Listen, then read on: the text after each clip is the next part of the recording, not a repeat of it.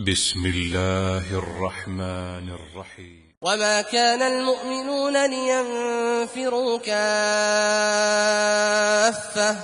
فلولا نفر من كل فرقة منهم طائفة ليتفقهوا في الدين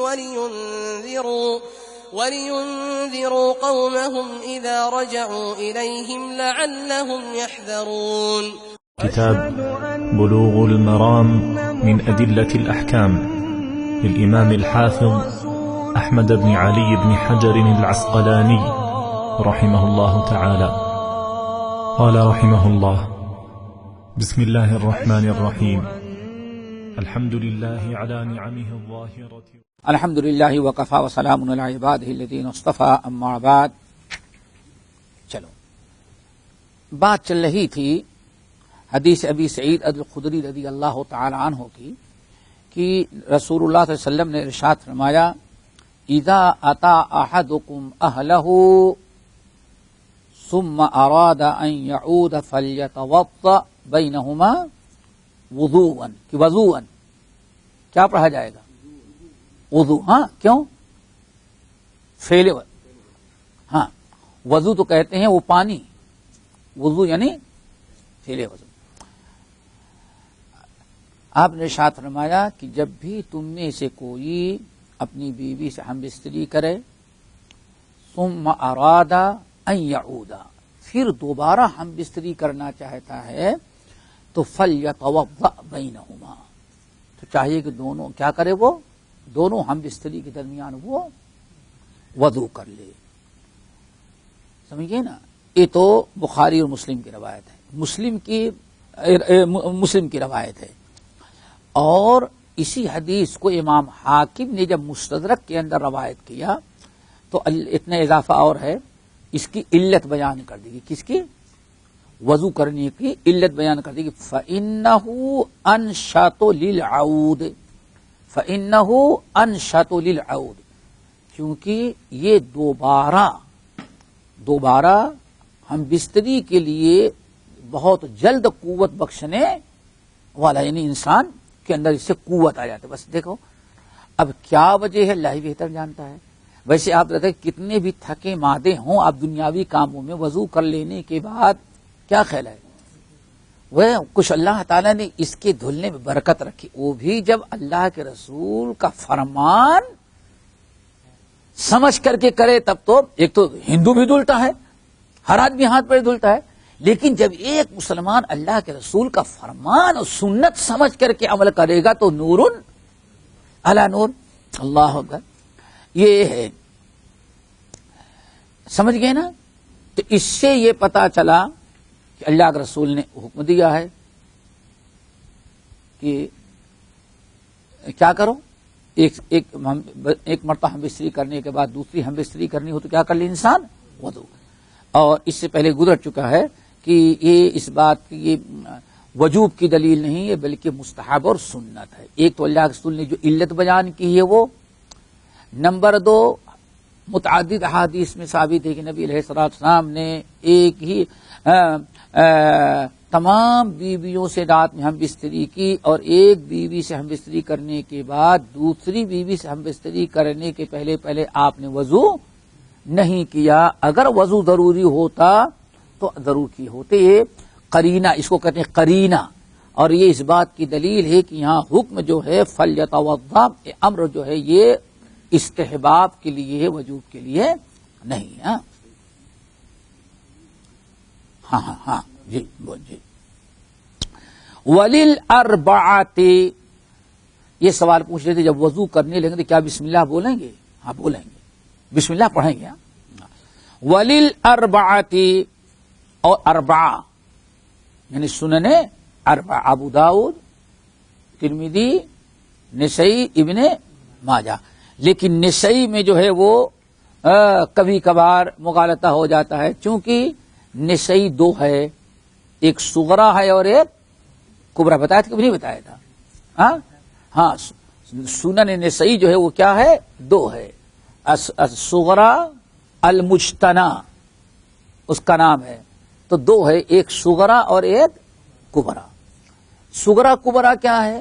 امام نسائی رحمت اللہ علیہ نے جب کتاب لکھی سنن پر تو بڑی جامع، بہت بڑی، صحیح مسلم کی طرح، بلکہ بعض لوگ کہتے ہیں کہ سند کے معاملے میں اور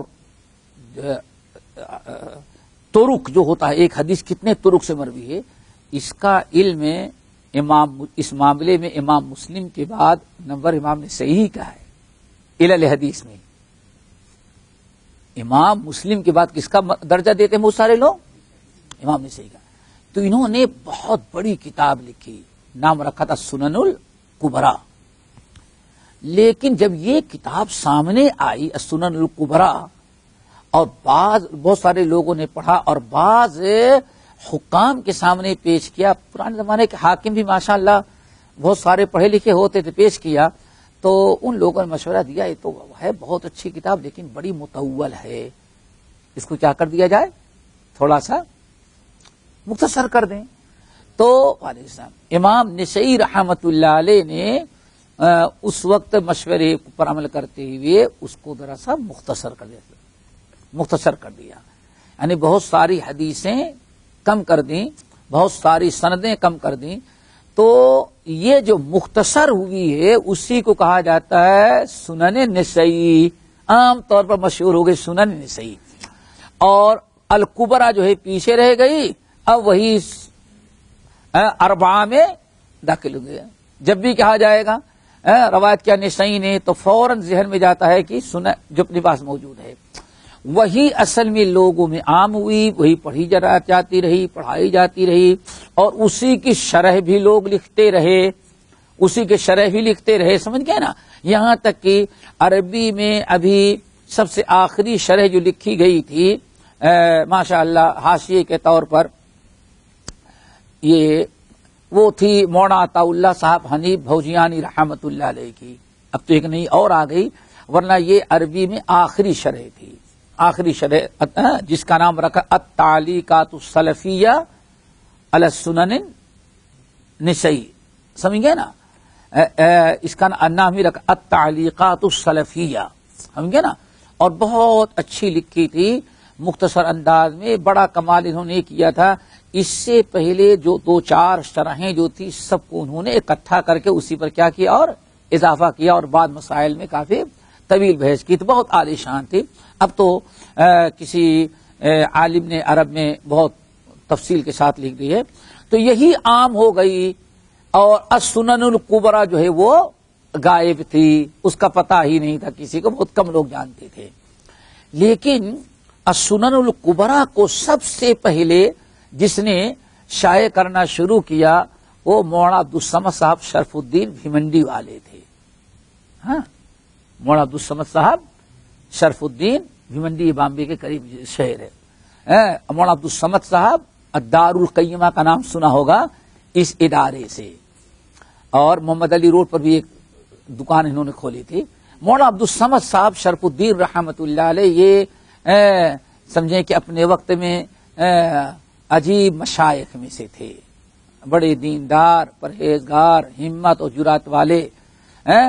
ابھی بھی ان کا خاندان، یہ اصل میں مکے سے ان لوگوں کو تعلق تھا، لیکن ایک عرصے سے انڈیا میں آ کر کے آباد ہو گئے تھے۔ آج بھی منڈی میں ان کے گھر کا تقریباً وہی ماحول ہے جو عربیوں کا، وہی قہوہ، وہی کھجور، وہی سب وہی ہے نا۔ تو ابھی بھی ان کے بیٹے، ان کے پوتے ہوں گے میرے خیال سے، بیٹے پوتے سب موجود ہیں، اللہ ان کو جزائے خیر دے۔ اور یہی وہ مرد مومن ہیں جنہوں نے ہم کو دکھانا شروع کیا، جدہ میں ان کی ملاقات کے لیے گئے تو معلوم پڑا کہ دنیا کا کوئی کافر بادشاہ نہیں جس کے پاس اس دعوت نامہ نہ بھیجا، اسلم تسلیم، مسلمان ہو جاؤ تبھی خیر ہے۔ یہ دور حاضر میں کون؟ مولانا عبدالصمد صاحب شرف الدین القطبی، شرف الدین، یہاں پر بہت بورڈ وغیرہ ان کا، مولانا عبدالصمد صاحب شرف الدین۔ تو انہوں نے اور دکھانے لگے نہ چائنا کے بادشاہ کو چھوڑا، نہ روس کو چھوڑا جو کمیونسٹ کا بانی تھا، اس کو جہاں جہاں پہنچ سکتے تھے، اور اندرا گاندھی والا تو 2-3 دکھا رہے تھے، اس کو بھی لکھا اور کہا کہ مسلمان ہو جاؤ تبھی خیر ہے، اسلم تسلیم۔ تو یہ بڑے ہمت والے تھے، اللہ ان کی قبر کو نور سے بھرے۔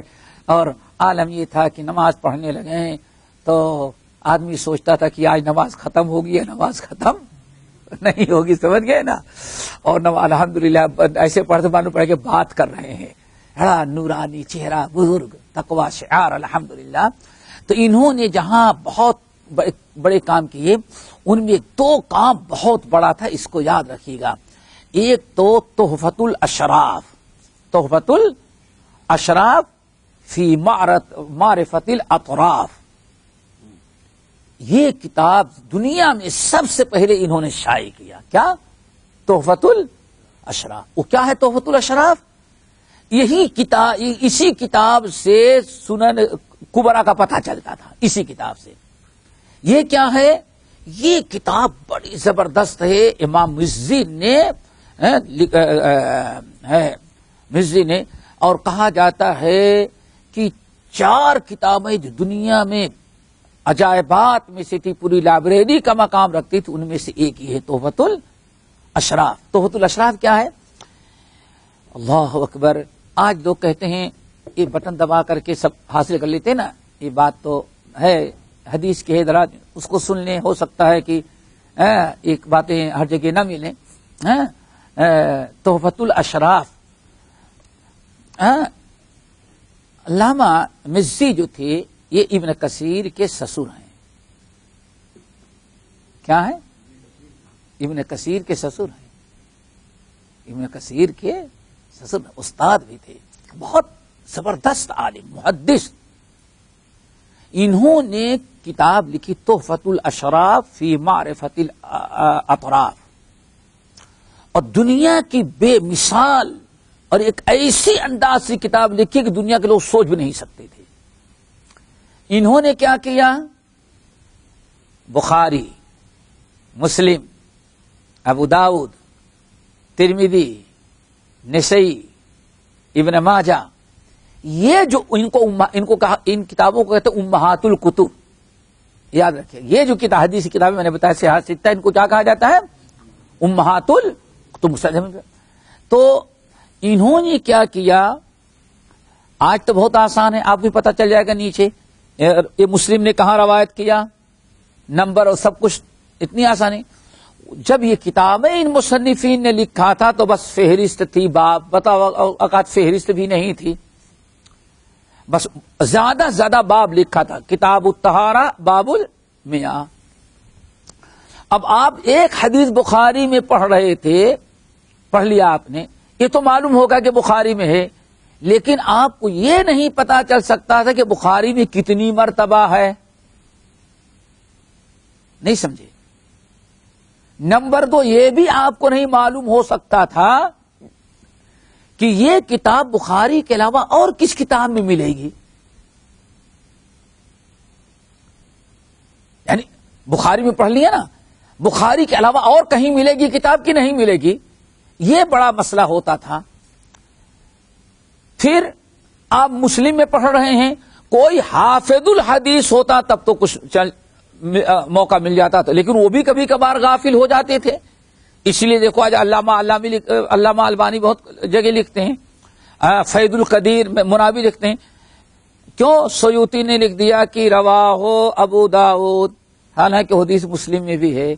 البانی صاحب یہ افسوس کرتے ہیں، افسوس کہ مسلم میں ہے لیکن سیوطی کو یاد نہ رہا. تو حافظ الحدیث ہونے کے باوجود بھی غفلت ہو جاتی تھی. تو انہوں نے کیا کیا؟ ترمذی میں حدیث پڑھیں، یہ نہیں پتا چلتا تھا کہ دنیا میں کس، یعنی صحاح ستہ میں کس کتاب کے اندر یہ ہے. انہوں نے کیا کیا؟ بڑا کمال.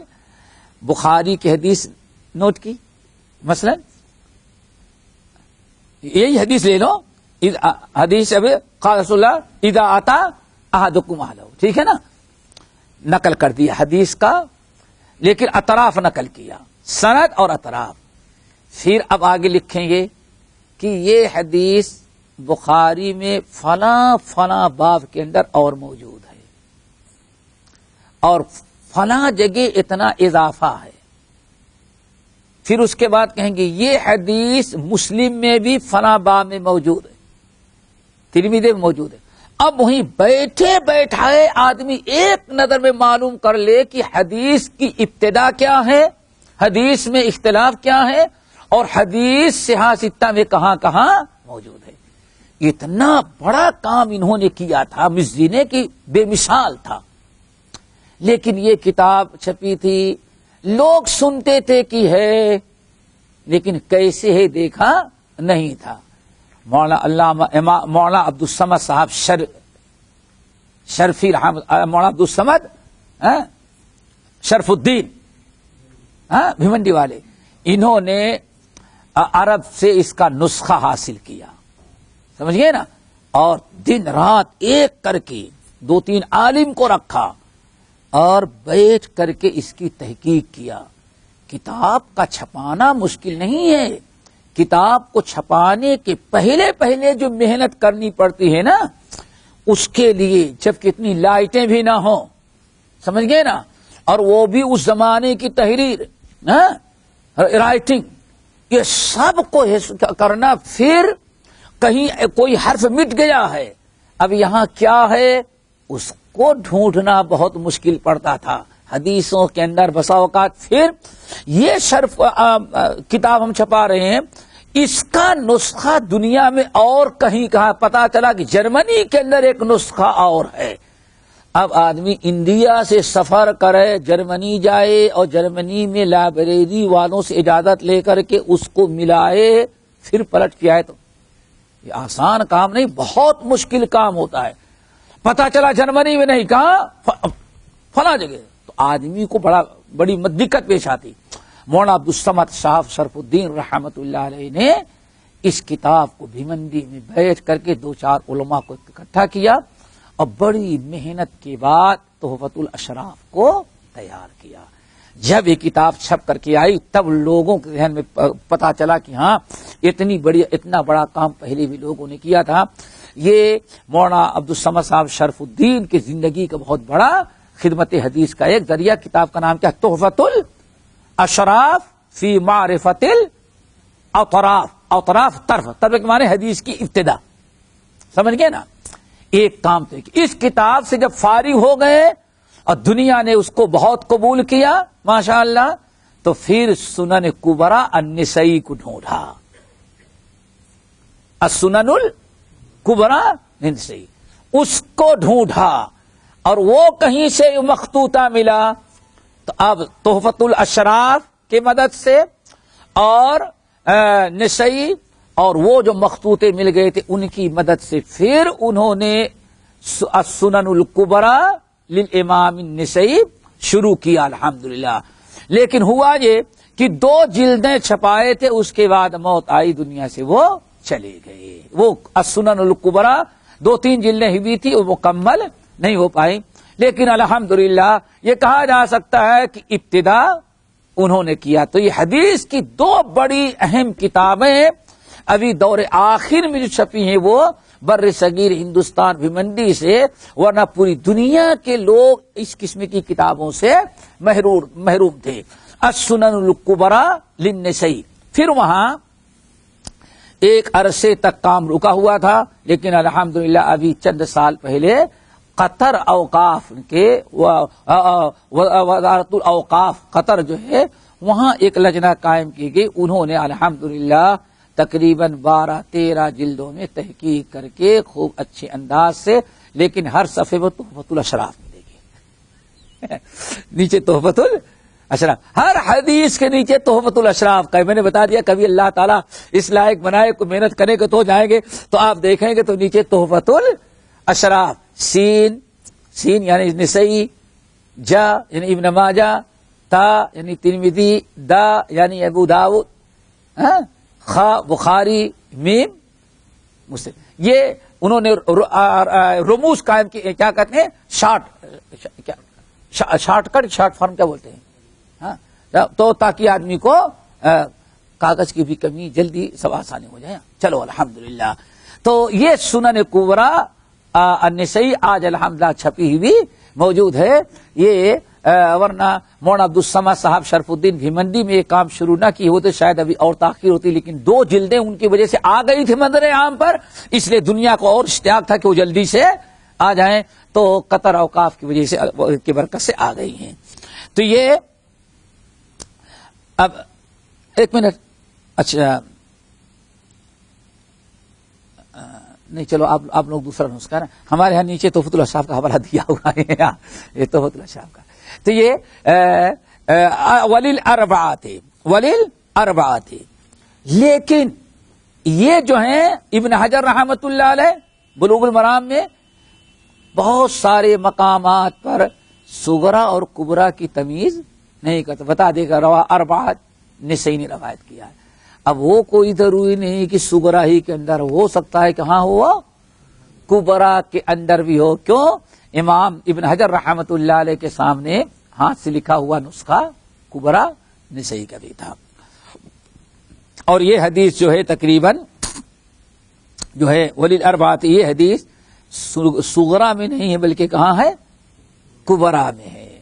اب صغرا میں جا کر کے جس کا ترجمہ، ہاں یہ بھی یاد رکھیں، تو جو صحاح کا جو ترجمہ ہوا، نواب وحید الزماں صاحب رحمۃ اللہ علیہ نے صحاح کا ترجمہ جو شروع کیا تھا، کچھ تو صحاح میں ابن ماجہ جو ترمذی جو ہے، ترمذی کا ترجمہ ان کے بھائی بدیع الزماں نے کیا ہے۔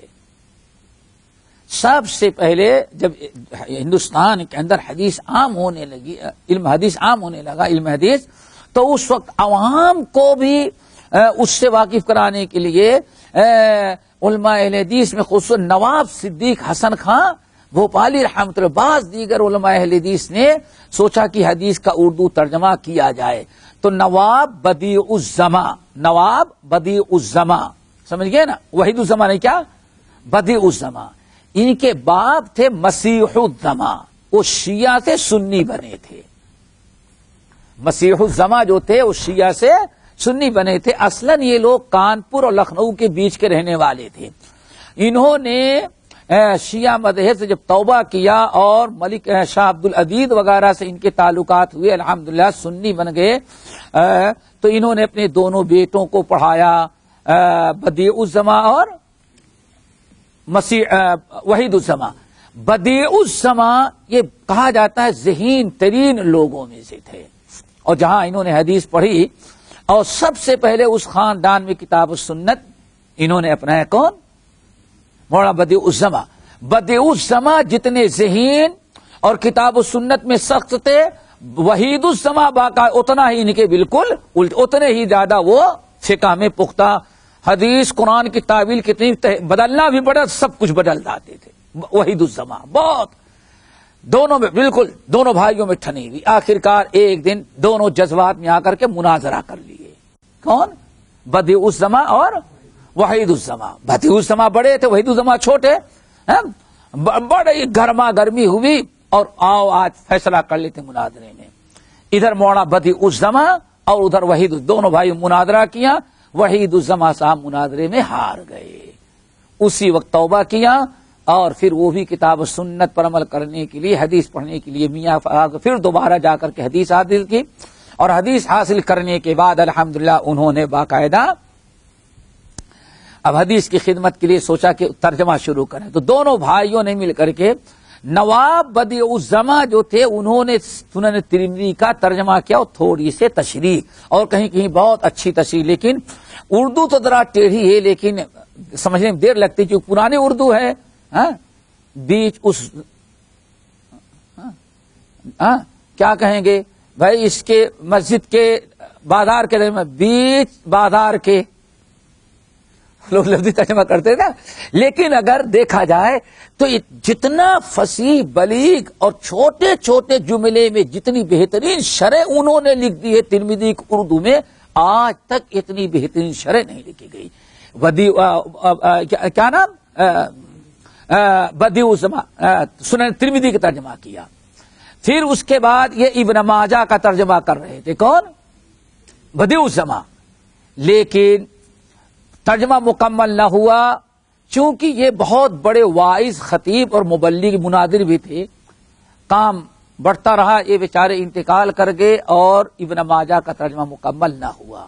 باقی اور جو تھے وہ نواب صدیق حسن خاں بھوپالی رحمت اللہ علیہ کے اشارے پر نواب وحید الزماں جب حیدرآباد میں آئے اور وزیر تعلیمات حیدرآباد میں بن گئے، تو اب ان کو اچھا خاصا مالی اعتبار سے اور پوسٹ کے اعتبار سے اور کتابوں کے اعتبار سے اللہ نے بہت ان کو عزت دی، تو انہوں نے بخاری کا ترجمہ، پھر مسلم کا ترجمہ، پھر ابو داؤد کا ترجمہ، نسائی کا ترجمہ، سب کا ترجمہ کیے۔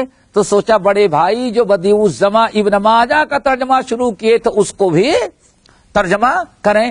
ترجمہ بھی کرتے تھے اور نیچے شرح بھی لکھتے تھے۔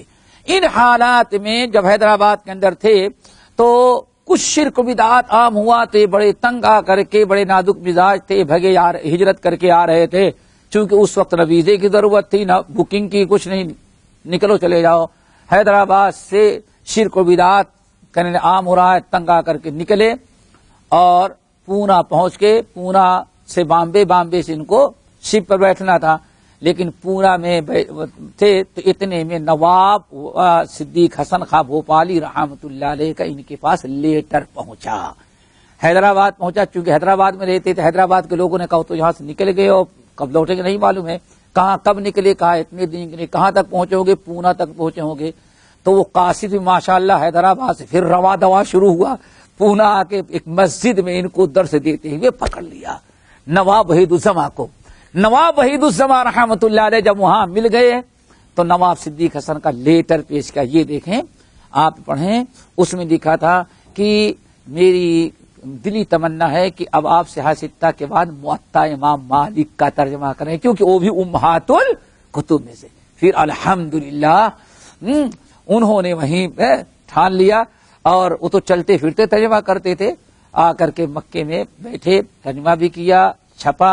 تو اس طرح سے صحاح ستہ کا اور کیا کہتے ہیں موطا امام مالک کا ترجمہ ان افراد نے کیا الحمدللہ۔ تو اس طرح سے یہ کتاب باقاعدہ رائج ہو گئی۔ تو ترجمہ جو ہوا ہے وہ بھی سنن نسائی صغرا کا ہوا ہے، کبرا کا نہیں ہوا ہے۔ بہت ساری حدیثیں جیسے اس حدیث کو اگر تلاشیں تو ہو سکتا ہے وہ صغرا میں نہ ملے، کہاں ملے؟ وہ کبرا کے اندر۔ اللہ تعالیٰ ان بزرگوں کی قبر کو نوروں سے بھرے، بہت بڑا کام کیا حدیث کے سلسلے میں۔ نواب وحید الزماں صاحب نے حیدرآباد میں رہ کر کے جو کام کیا ہے وہ بے مثال ہے، اس کے لیے مستقل وقت چاہیے، اور بہت تیز لکھتے تھے، ترجمہ کرتے تھے، اسی لیے اللہ نے بڑی برکت دی تھی ان میں۔ چلو وللاربعۃ، اربعہ میں بات آ گئی نا، یہ اربعہ سے اتنی لمبی بات ہو گئی، بیکار تو نہیں جائے گی، بیکار تو نہیں جائے گی نا؟ سب ترجمے میں حاشیے میں نہیں ملے گی، پتہ نہیں کتنی کتابوں کا پڑھا ہوا، کتنی چیزوں کی معلومات ہوتی ہے جو سمجھ گئے نا، یاد آ جاتی ہیں تو بتا دیتے ہیں۔ تو اس کو جو ہے وہ یاد رکھیں، ہو سکتا ہے اسی چیزوں کو سن کر کے عمل کرنے کا، سیکھنے کا، سکھانے کا جذبہ پیدا ہو جائے، تھوڑا سمجھ گئے نا۔ عائشہ رضی اللہ تعالی عنہا وللاربعۃ عن عائشہ رضی اللہ عنہا، اور سنن اربعہ میں عائشہ رضی اللہ تعالی عنہا سے مروی ہے، کہتی ہیں کان رسول اللہ صلی اللہ علیہ وسلم ینام وہو جنوب من غیر ان یمس ماء۔ ام المومنین عائشہ رضی اللہ تعالی عنہ کہتی ہیں کہ رسول اللہ صلی اللہ علیہ وسلم سوتے تھے وہو جنوب، اس حال میں کہ آپ جنبی رہتے تھے۔ یہ واو جو ہے ایک تو ہوتا ہے کہتے ہیں عاطفہ، کس کا؟ یہ کئی معنی میں آتا ہے، ایک تو عاطفہ، عاطفہ وہی جو آپ لوگ کیا لکھتے ہیں، اینڈ لکھتے ہیں، کیا لکھتے ہیں؟ اینڈ سنس، کیا اینڈ کیا فیصل اینڈ رجسٹر کر دیا بیٹوں کے نام پہ، تو یہ اینڈ جو آتا ہے اسی کے معنی میں کیا آتا ہے، اس کو کیا کہتے ہیں انگلش میں؟ دو چیزوں کو جوڑنے کے لیے جو لفظ آتا ہے اس کو عربی میں وہ آتا ہے کیا؟ واو. ایک تو اس کو کہتے ہیں عطف ہے. کیا؟ یعنی یہ اس کے کندھے پر ہاتھ رکھا. سمجھ گئے نا؟ اور کبھی کبھار آتا ہے مع کے لیے، یعنی ساتھ کے لیے. کیا؟ ساتھ. کہا جائے جاء البرد والجبات. ماشاء اللہ سردی آئی تو سب کوٹ اور کشمیری شال لے کر کے آئی ہے. کیا کہا جائے گا؟ سردی آ گئی اور کوٹ کیا کہتے ہیں سردی یا سویٹر سمجھ لو، سویٹر بھی مارکیٹ میں آ گیا. اب یہاں کیا ہوتا ہے اس کو کہتے ہیں، ترجمہ ہوگا سردی آئی سویٹر اور گرم کپڑے لے کر کے. یہاں ساتھ واو جو ہے مع کے لیے. اور کبھی آتا ہے حالت بیان کرنے کے لیے. کیا؟ حالت. حال. نبی علیہ الصلوۃ والسلام سوتے تھے، ینام سوتے تھے، وہو جنب جنابت کی حالت میں. یہاں او نہیں کریں گے. نبی علیہ السلام سوتے تھے اور جنابت رہتی تھی. اتنا لمبا جملہ ہو جاتا ہے، تو اسی لیے بہترین جملہ بنانے کے لیے کیا کہا جائے گا؟ نبی علیہ السلام جنابت ہی کے حالت میں سو جاتے تھے. فرق ہوا جملوں میں نا. تو یہ واو جو آتا ہے یہاں کبھی کبھار کس کیا بیان کرنے کے لیے؟ حالت، کنڈیشن. کنڈیشن کہتے ہو نا. ہاں کنڈیشن. ہاں کیا کنڈیشن تھی؟ ہاں چلو آپشن کیا کہیں گے؟ کنڈیشن کے آپشن کیا بولیں گے؟ کنڈیشن برابر ہے نا. چلو یہ ہو گیا من غیر ان یمس ماء، بغیر پانی کو چھوئے ہوئے، یعنی پانی کو ہاتھ ہی نہیں لگاتے رہے. یعنی سو جاتے تھے بغیر وضو کے، ہاتھ دھلتے بھی نہیں تھے، ہاتھ بھی نہیں دھلتے تھے بغیر اس کے. ہاں لیکن وہو معلول. ابن حجر کیا کہہ رہے ہیں؟ یہ حدیث ہے تو بڑے کام کی، یہی کہیں گے نا، بڑے کام کی ہے کہ پانی چھوتے ہی نہیں جو سو جاتے تھے. لیکن کرے کیا؟ وہو معلول. یہ کیا ہے؟ حدیث معلول ہے. کیا مطلب؟ یعنی حدیث میں علت ہے. علت کیا ہے؟ معلول ہونا اس بات کی نشانی کہ ضعیف ہے.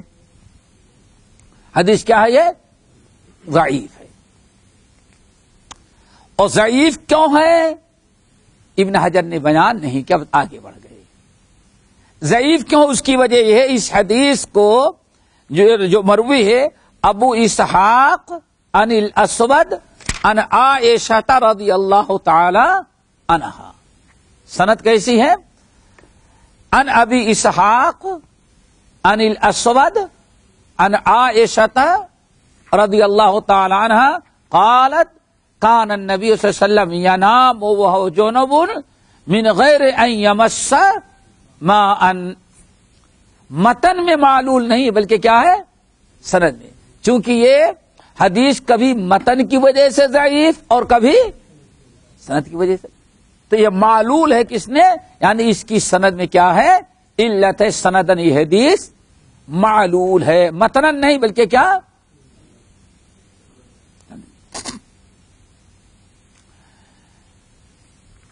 اور اس کی وجہ کیا ہے؟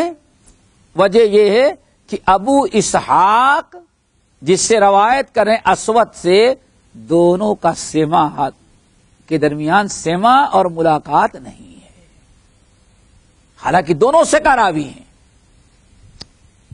لیکن یہاں کیا ہے؟ ابو اسحاق جس سے روایت کر رہے ہیں عند المحدثین، جو ان کے استاد اسود ہیں، ابو اسحاق تاریخی اعتبار سے شواہد کے ذریعے پتا چلا کہ ابو اسحاق جو ہیں ان کو اسود سے سماع حاصل نہیں، سنا نہیں ہے. اور یہی اکثر محدثین کا خیال ہے. یہ ہے معلول ہونے کی وجہ. اس مسئلے میں اہل علم کا اختلاف ہے. اختلاف کیا ہے؟ آیا بغیر وضو کے آدمی سو سکتا ہے جنابت کے بعد، وضو کرنا ضروری ہے، اگر بغیر وضو کے سو جائے، لیٹ لے، کھانا کھا لے، کہیں چلا جائے تو جائز ہے یا ناجائز؟ اس حدیث سے تو یہی پتا چلا، حضرت عائشہ کی جو حدیث ہے کہ آدمی جنابت کے بعد اگر پانی کو ہاتھ بھی نہ لگائے تو کوئی متعلقہ کوئی حرج نہیں، اس کا وہ سو سکتا ہے، کھا سکتا ہے، کہیں آنا جانا چاہے تو جا سکتا ہے، کوئی متعلقہ کوئی حرج نہیں ہے۔ لیکن بعض دلائل، بعض حدیثیں ایسی آئی ہیں جس سے پتا چلتا ہے کہ بغیر وضو کے نہیں سونا چاہیے۔ چنانچہ صحیح مسلم کے اندر حدیث ہے، نبی علیہ السلام نے ارشاد فرمایا لیتوضأ ثم لینم، تم میں سے کوئی آدمی جب ہم بستری کر لے، اس کو جنابت لاحق ہو جائے تو لیتوضأ، چاہیے کہ کیا کرے، وہ وضو کرے، ثم لینم، پھر اس کے بعد وہ سوئے۔ اس سے کیا پتا چل گیا کہ بغیر وضو کے سونا جائز نہیں۔ کیوں؟ اللہ رسول حکم دے رہے ہیں کہ وضو کر لے پھر سوئے۔ اسی لیے یہاں علماء کا دو گروہ ہے،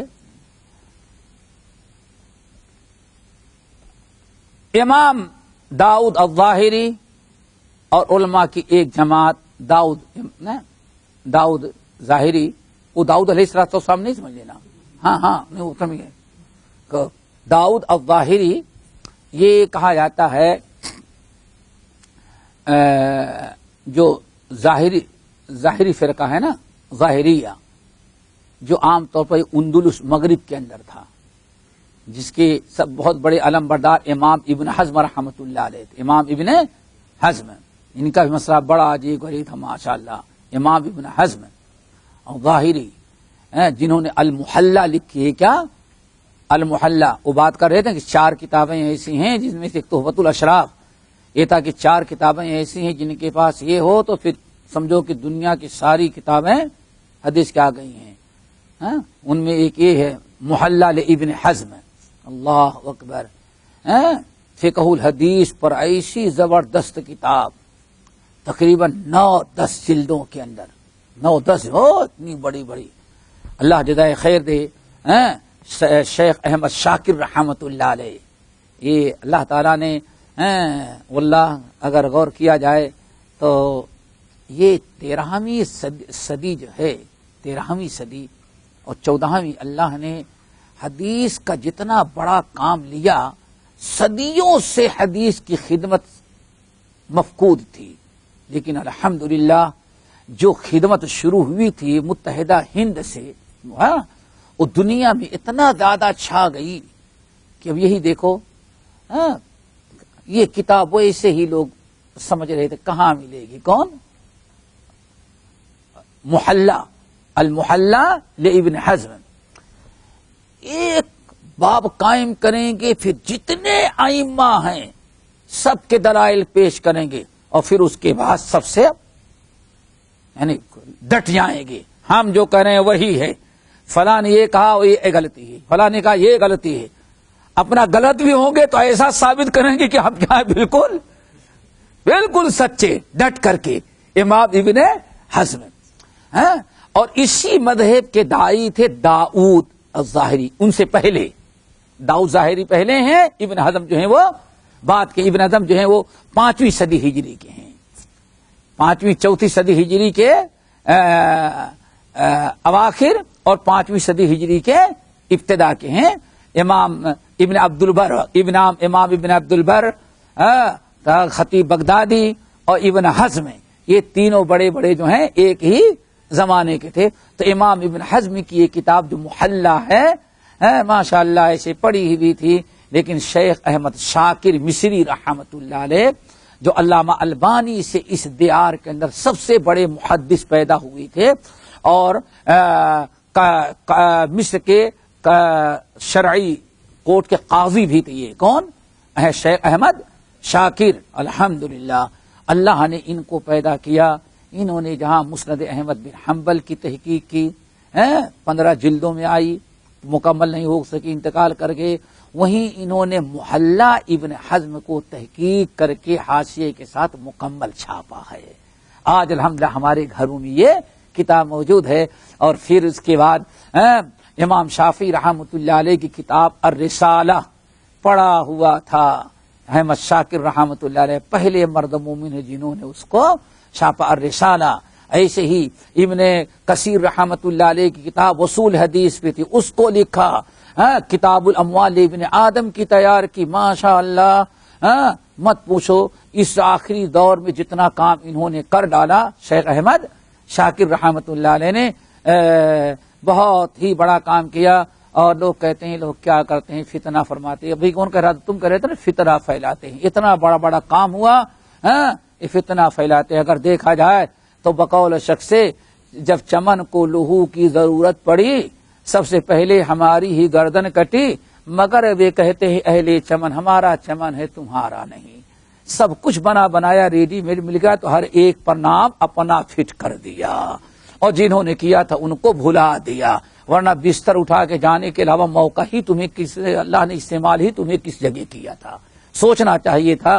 کام تو یہ اتنے بڑے بڑے تجھے ان لوگوں نے کر ڈالا ہے. اللہ اکبر. میں اس لیے بتا دیتا ہوں اللہ تعالیٰ ان لوگوں کی محبت بھی ایمان کا ایک حصہ ہے.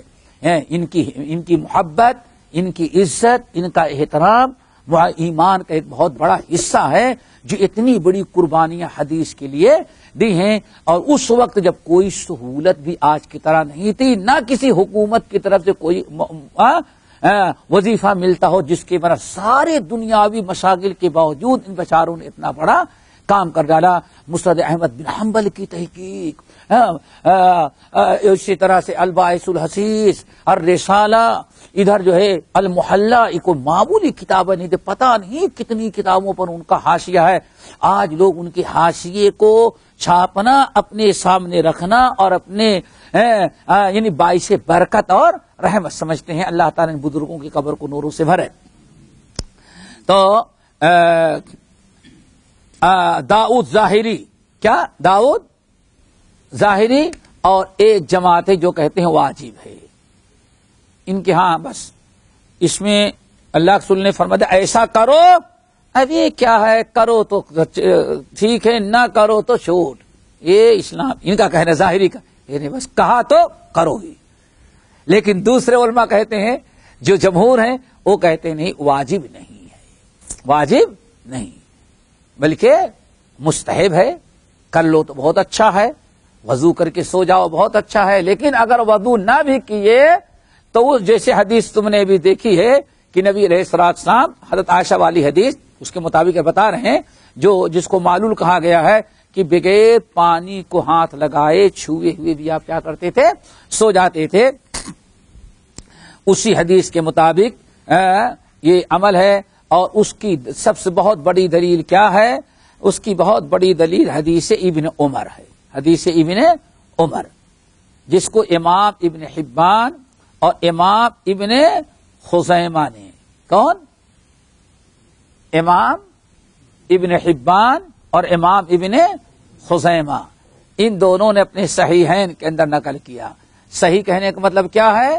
جب کہا جائے گا ابن خزیمہ نے یا ابن حبان نے صحیح کہا تو وہاں صحیح لکھتے نہیں بلکہ اپنے صحیح میں انہوں نے نقل کیا. حضرت عبداللہ ابن عمر رضی اللہ تعالی عنہ کہتے ہیں انہ سأل النبی صلی اللہ علیہ وسلم اینام احدنا وہو جنوب. یا رسول اللہ، کیا ہم میں سے کوئی شخص جنابت کی حالت میں بغیر غسل کیے ہوئے سو سکتا ہے؟ سوال آیا نا. چلو وہ حدیث تو معلول تھی، کون؟ حضرت عائشہ والی. لیکن دوسری حدیث عبداللہ ابن عمر کی کہاں ہے؟ اور ابن خزیمہ کہتے ہیں یا رسول اللہ اینام احدنا وہو جنوب، کیا ہم میں سے کوئی انسان سو جائے جنابت کی حالت میں؟ حالت میں کس کا ترجمہ کیا؟ یہاں حال کا لفظ نہیں ہے، لیکن جنابت کی حالت میں. یہ حالت کا ترجمہ کہاں سے آیا؟ لفظ واو. واو کس کے لیے ہے؟ یہ حال. آیانا معاہدنا وہو جنب یا رسول اللہ، کیا ہم میں سے کوئی انسان جنابت کی حالت میں یا اس حالت میں سوئے کو جنابت سے ہو، یعنی جنابت کی حالت میں سو سکتا ہے؟ نے فرمایا نعم، نعم سو سکتا ہے. وَيَتَوَضَّأُ إِن شَاءَ، اور اگر چاہے تو وضو کر لے. ان چاہے تب. یہ حدیث اس بات پر نص قطعی ہے کہ اگر ضروری ہوتا وضو کرنا تو اللہ کا رسول آدمی کی مشیت پر نہیں کہ چاہو تب. اللہ رسول نے فرمایا کہ چاہو تو کر لو، یعنی کر لو تو بہت اچھا ہے. اس سے پتا چلا کہ بغیر وضو کے آدمی سو سکتا ہے، وضو کرنا کوئی ضروری نہیں ہے. سمجھ گئے نا؟ اور اب یہ حدیث جو ہے، حدیث ابن عمر کہا جا سکتا ہے وہ حدیث گرچہ معلول ہے، کون سی؟ لیکن اب اس حدیث میں جو کچھ بیان کیا گیا صحیح حدیث سے ثابت. اب یہ کہیں گے کہ اس حدیث کی یہ تائید ہو گئی، ضعیف حدیث کیا ہو گئی؟ تائید ہو گئی. اور جس میں تھا لا یمسو ماء، پانی نہیں چھوتے تھے. اب پتہ یہ چل گیا کہ جنابت کے بعد آدمی اگر سونے کے پہلے وضو کر لے تو بہت ہی اچھا ہے. جیسے کہ بہت ساری حدیثوں سے نبی علیہ السلام کا عمل یہ ثابت ہے.